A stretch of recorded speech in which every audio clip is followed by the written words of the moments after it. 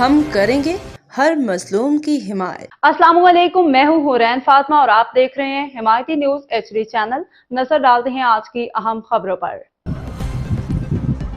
اسلام آباد حکومت نے آئندہ 15 روز کے لیے پیٹرولیم مصنوعات کی نئی قیمتوں کا اعلان کر دیا۔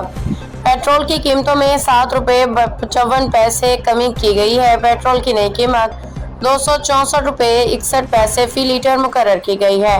ہائی اسپیڈ ڈیزل کی قیمت میں 1 روپے 48 پیسے فی لیٹر اضافہ کیا گیا ہے۔ ڈیزل کی نئی قیمت 285 روپے 83 پیسے فی لیٹر مقرر کی گئی ہے۔